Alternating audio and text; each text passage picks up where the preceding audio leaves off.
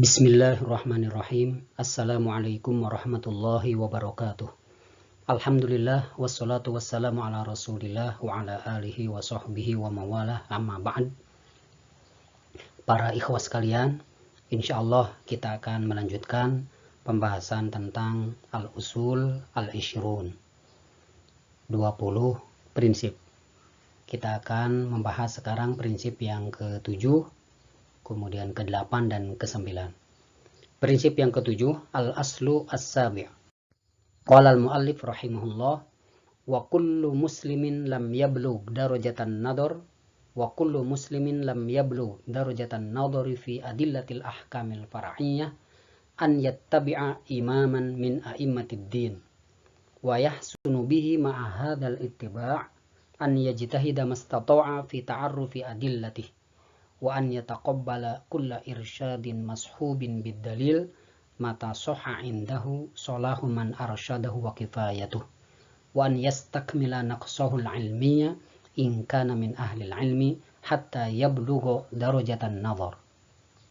Wa kullu muslimin, setiap muslim, lam yablugh darajatan nazar, yang belum sampai kepada tingkatan an-nazar, menelaah, mengkaji, fi adillatil ahkamil far'iyyah, dalam dalil-dalil hukum far'i, an yattabi'a imaman min a'immatid din, maka hendaklah dia mengikuti salah seorang imam dari pemimpin-pemimpin agama.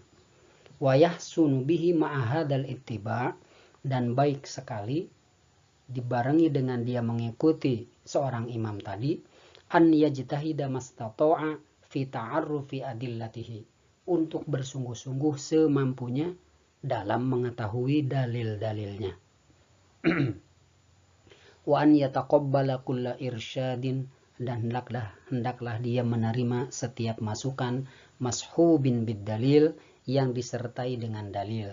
Mata soha indahu, nah ketika dia benar padanya, solahuman arsyadahu wa kifayatuhu, orang kesolehan orang yang memberikan masukan itu dan juga kapasitasnya. Wa an yastakmila naqsahul ilmi, dan hendaklah dia menyempurnakan kekurangan ilmunya, in kana min ahli ilmi, kalau dia termasuk ahli ilmu, hatta yablugha darajatan nazar, sehingga dia sampai pada tingkatan kemampuan untuk menelaah atau mengkaji. Terjemahan secara keseluruhannya, setiap muslim yang belum mencapai kemampuan telaah terhadap dalil-dalil hukum furu atau cabang, hendaklah mengikuti salah satu imam atau pemimpin agama.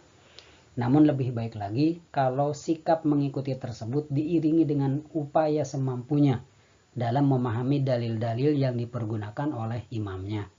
Dan hendaklah ia mau menerima setiap masukan yang disertai dalil bila ia percaya pada kesolihan dan kapasitas orang yang memberikan masukan tersebut.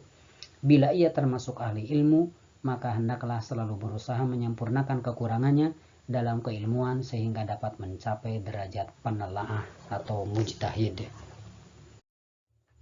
Fil asli tsani, pada prinsip yang kedua, annal Qur'an al-Karim wa sunnah al-mutahharah, bahwa Quran yang mulia dan sunnah yang suci, marja' kulli muslim, adalah tempat rujukan setiap muslim fi ta'arrufi ahkamil Islam, dalam mengenal, dalam mengetahui hukum Islam. As-soal, pertanyaannya, ma tariqatu ta'arrufil ahkami syar'iyyah. Nah, bagaimana cara mengetahui hukum-hukum syar'i itu? Ya, bagaimana cara merujuk kepada Al-Qur'an Al-Karim dan sunnah mutahharah untuk mengetahui hukum Islam itu? Nah, maka di sinilah di prinsip yang ke-7 akan dijelaskan.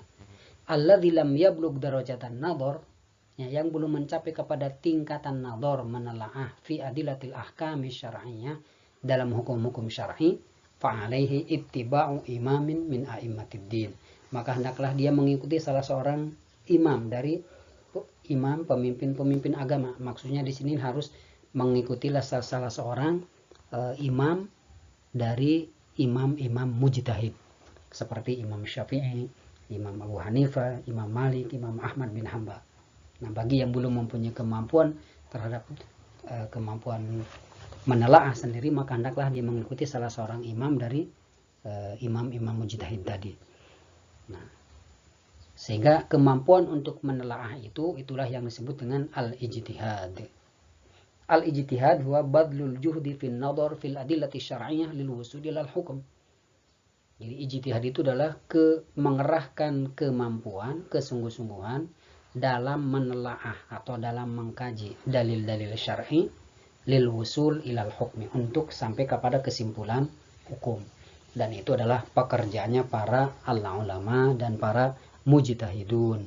Nah, bagi yang belum mempunyai kemampuan ijtihad seperti itu, maka hendaklah dia mengikuti salah seorang imam. Mengikuti seorang imam, nah itu disebut, ada dua macam, ada yang disebut dengan at-taqlid dengan al-ittiba. At-taqlid huwa akhdhu qaulil mujtahid duna ma'rifati dalilihi. Jadi mengikuti atau mengambil pendapat seorang mujtahid tanpa mengetahui dalilnya. Sedangkan al-ittiba adalah akhdhu qaulil mujtahid ma'a ma'rifati dalilihi. Mengambil pendapat mujtahid dengan mengetahui dalilnya. Nah, Imam Al-Banna rahimahullah, beliau memberikan arahan kepada orang yang mengikuti seorang imam, alal muqallid an yajtahida mastata'a fi ta'arrufi adillati. Hendaklah dia bersungguh-sungguh dalam mengetahui dalil-dalilnya, dalil daripada imamnya itu. Yang kedua, an yataqabbala kulla irsyadin mashubin bidalil. Hendaklah dia menerima setiap masukan-masukan dari orang lain yang dipandang dia orang yang soleh dan orang yang punya kemampuan. Ketika ada orang yang diketahui kesolehannya, kemampuannya memberikan masukan, maka hendaklah dia menerimanya ketika masukan-masukan tersebut disertai dengan dalil. Nah, kemudian kepada alal muttabi', mobil khusus kepada ahli ilmu, maka arahannya adalah an yastakmila naqsahul ilmi. Hendaklah dia menyempurnakan kekurangan ilmunya sehingga dia mencapai darajatan nadhar, sehingga dia mencapai tingkatan mujtahid. Itu prinsip yang ke-7. Kita langsung masuk ke al-asl ats-tsamin, prinsip yang ke-8. Qala al-muallif rahimahullah, wal khilaful fiqhi fil furu'i la yakunu sababan littafarruqi fid din wa la yuaddi ila khusumatin wala baghdha wa likulli mujtahidin ajruh wa la mani'a min at-tahqiqil ilmi an-nazih fi masailil khilaf fi dhillil hubbi fillahi wat ta'awuni 'alal wusuli ila al-haqiqah min ghairi an yajurra dhalika ila al-mira'il madhmumi wat ta'assub. Wal khilaful fiqhi, perbedaan fikih, khilaf fikih fil furu' dalam masalah-masalah cabang, la yakunu sababan littafarruqi fid din, tidak boleh menjadi penyebab perpecahan dalam agama, wala yuaddi ila khusumatin wala baghdha, dan tidak boleh menyebabkan, tidak boleh mengakibatkan adanya permusuhan, khusumah, wala baghdha, dan tidak boleh juga mengarah kepada saling benci, kebencian. Wali kulli mujtahidin ajruh, masing-masing mujtahid akan mendapatkan pahalanya. Wala mani'a minat tahqiqil ilmiyyin nazih, tidak mengapa, tidak ada halangan untuk melakukan kajian ilmiah yang bersih, an-nazih, fi masailil khilafi, dalam masalah-masalah yang diperselisihkan, dalam masalah-masalah al-khilafiyah, fi dhillil hubbi fillah, dalam naungan kecintaan kepada Allah, wa ta'awun 'alal wusuli ilal haqiqah, dan dalam rangka untuk saling bekerja sama untuk mencapai kepada kebenaran, min ghairi an yajurra dzalika ilal mira'il madhmum, tanpa menggiring hal tersebut kepada jidal atau kepada debat yang tercela, wa ta'assub, dan fanatisme. Jadi di dalam prinsip yang ke-8 ini disebutkan tentang bahwa khilaf fikih, dalam ketika terjadi khilaf fikih maka itu harus ada adab-adab yang harus diperhatikan. Nah, yang pertama yang harus kita ketahui bahwa al-khilaful fiqh ya qad waqa'a yasirun min zamanin Nabi sallallahu alaihi wasallam. Jadi khilaf dalam masalah fikih itu adalah bukan hal yang baru. Bahkan ketika Nabi sallallahu alaihi wasallam beliau masih hidup pun sempat terjadi waqa'a yasirun. Jadi sempat terjadi khilaf ketika masa Nabi sallallahu alaihi wasallam masih ada. Seperti yang diriwayatkan di dalam At-Tabrani dari Abu Sa'id Al-Khudri, kharaja rajulani fi safar, ada dua orang yang keluar dalam sebuah safar, fahadarathum as-shalah. Kemudian datanglah kepada mereka waktu salat, walaysa ma'ahuma ma, dan mereka tidak memiliki air. Fatayammama sa'idan thayyiban fasallaya, maka mereka berdua akhirnya bertayamum dengan debu, dengan tanah yang bersih, kemudian mereka pun melaksanakan sholat. Tsumma wajadal ma'a, nah kemudian beberapa saat kemudian mereka menemukan air. Fa'a'ada ahaduhum as-shalah, salah seorang dari mereka mengulangi sholat, walam yu'id al-akhar, sedangkan yang lainnya tidak mengulangi sholat. Tsumma ataya Rasulullah sallallahu alaihi wasallam, kemudian mereka berdua mendatangi Rasul sallallahu alaihi wasallam. Fadaqara lahu dzalik, kemudian mereka berdua menyebutkan hal tersebut yang dialaminya. Faqala lilladzi lam yu'id, maka bersabdalah Rasul sallallahu alaihi wasallam kepada yang tidak mengulang salatnya, asobatas sunnah wa ajza'at ka salatuk. Engkau salatmu itu sudah sesuai sunnah, sudah benar, dan salatmu itu sudah cukup. Wa qala lilladzi tawaddaa wa a'ada, dan beliau sallallahu alaihi wasallam berkata kepada orang yang wudu kemudian mengulang salatnya, lakal ajru marratain, kamu mendapatkan 2 pahala. Jadi dari sini kita bisa mengetahui bahwa al-khilaf al-fiqhi fi khilaf dalam masalah fikih itu bukan hal yang baru, bahkan pernah dan sudah terjadi juga pada masa Nabi Shallallahu Alaihi Wasallam. Maka oleh karenanya ketika sekarang ada masalah khilaf dalam masalah fikih itu adalah masalah yang biasa. Nah, oleh karenanya maka di sini akan disebutkan tentang adab-adabnya ya ketika terjadi khilaf. Bagaimana adab-adab yang harus diperhatikan? Yang pertama, la yakunu sababan lit tafarruq fid din, tidak boleh menjadi penyebab adanya perpecahan di dalam agama. Tidak boleh menjadi perpecahan, menjadi penyebab perpecahan. Kemudian yang kedua, la yuaddi ila khusumah, tidak boleh mengarah kepada adanya permusuhan, wala bagdo, dan saling membenci. Ya, jadi harus menjaga ukhuwah Islamnya, persaudaraan. Allah berfirman di dalam surat Ali Imran, wa'tasimu bihablillahi jami'a wa la tafarraqu. Berpegang teguhlah kalian kepada tali Allah dan janganlah kalian bercerai-berai. Dan yang harus kita ketahui bahwa setiap ijtihad itu ada pahalanya. Walikuli mujtahidin ajruh, masing-masing mujtahid itu akan mendapatkan pahalanya. Nah, oleh karenanya tadi kita tidak boleh menyebabkan adanya perpecahan dalam masalah yang diperselisihkan. Nah, karena masing-masing mujtahid akan mendapatkan pahalanya sekalipun hasil ijtihadnya mungkin belum tepat, belum benar. Sebagaimana hadis Nabi Shallallahu alaihi wasallam dari Abu Hurairah radhiyallahu anhu, an Rasulillah Shallallahu alaihi wasallam, idza hakamal hakim fajtahada fa asaba falahu ajrun. Apabila seorang hakim berijtihad, kemudian ijtihadnya benar, maka dia akan mendapatkan 2 pahala. Wa idza hakama fajtahada fa akhta'a, dan jika dia menentukan hukum dan dia berijtihad, kemudian ijtihadnya itu salah, falahu ajrun, maka dia mendapatkan 1 pahala. Rawahul Bukhari. Kemudian tidak mengapa untuk melakukan kajian-kajian ilmiah dalam hal-hal yang diperselisihkan. Nah, tapi ada batasan-batasan yang harus diperhatikan. Hudud al-munaqasyah, nah batasan-batasan diskusi, wa tahqiqil ilmi, dan juga untuk melakukan kajian ilmiah dalam masalah-masalah yang khilaf, yang masih diperselisihkan. Yang pertama, an yakuna nazihan, hendaklah diskusi ataupun kajian-kajian tersebut betul-betul bersih.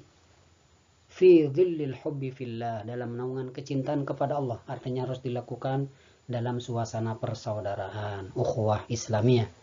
Yang kedua, at-ta'awun 'alal wusul ilal haqiqah, bahwa kajian diskusi tersebut adalah dalam rangka mencapai kebenaran, untuk mengambil pendapat mana yang paling mendekati kebenaran, tidak untuk menunjukkan atau memamerkan kemampuan dan mempertahankan pendapatnya masing-masing, yang kemudian yang ketiganya la yajur ilal miro il madmum, jangan sampai mengarah atau menggiring kepada perdebatan yang tercela, al miro il madmum wa ta'assub, dan tidak boleh juga adanya fanatisme.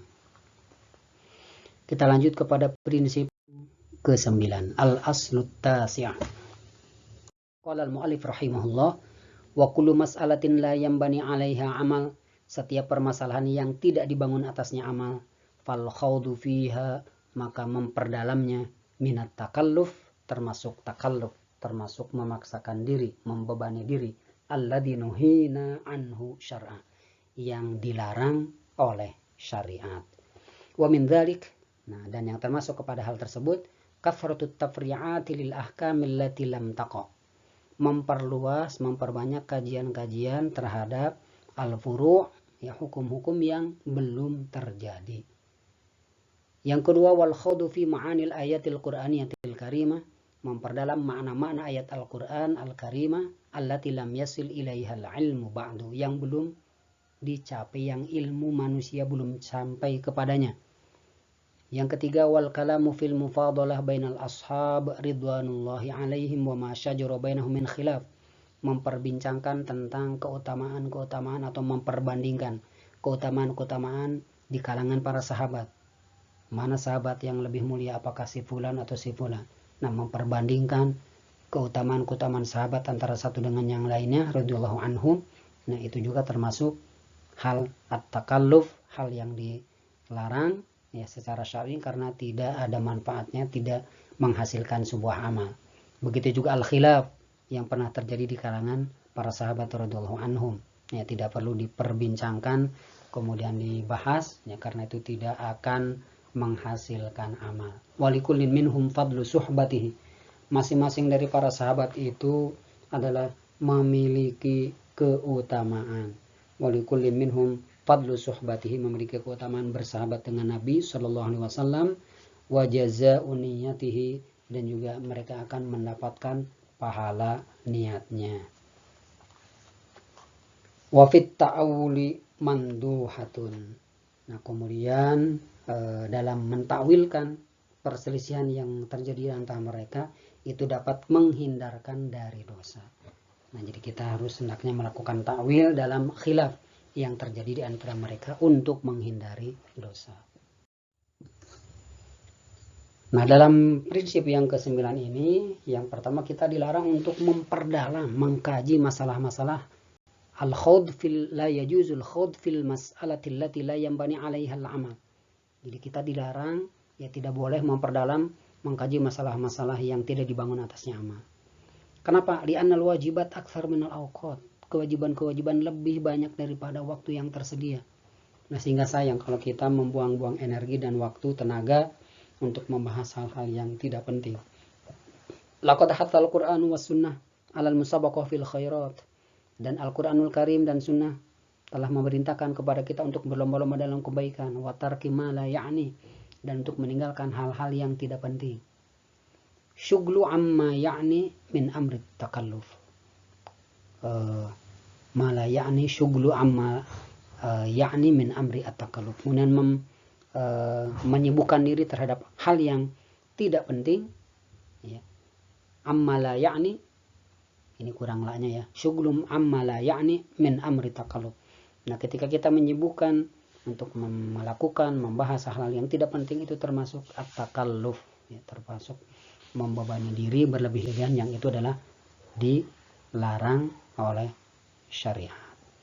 Wa anna syar'a qad jaa'a bi bayani ma tasluhu bihi ahwalul 'abdi fid dunya wal akhirah wa 'ala atamil wujuh. Dan yang harus diketahui juga bahwa syariat itu telah menjelaskan dengan sejelas-jelasnya apa-apa yang terbaik buat hamba-hambanya, baik di dunia maupun di akhirat, dan sudah dijelaskan dengan sebaik-baiknya.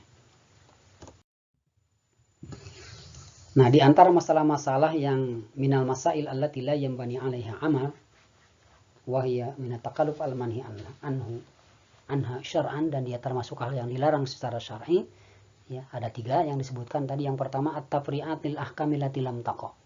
Jadi membahas, memperluas kajian-kajian tentang hukum-hukum yang belum terjadi, atau disebutnya al-masail al-iftiradiyah, hal yang berandai-andai, seandainya, ya, artinya kan belum terjadi. Nah, kalau belum terjadi, nah kenapa harus dibahas? Nah, gitu, ini adalah termasuk hal yang hendaknya dihindari. Mungkin sebagai contoh, ketika membahas tentang seandainya ada manusia yang tinggal di planet bulan, nah gimana itu pelaksanaan sholat yang 5 waktunya, kapan sholat subuhnya, sholat zuhurnya, sholat asarnya, dan seterusnya. Juga ketika datang bulan Ramadan, nah bagaimana puasanya, kapan mulai puasanya, imsaknya, kemudian kapan dia boleh berbuka.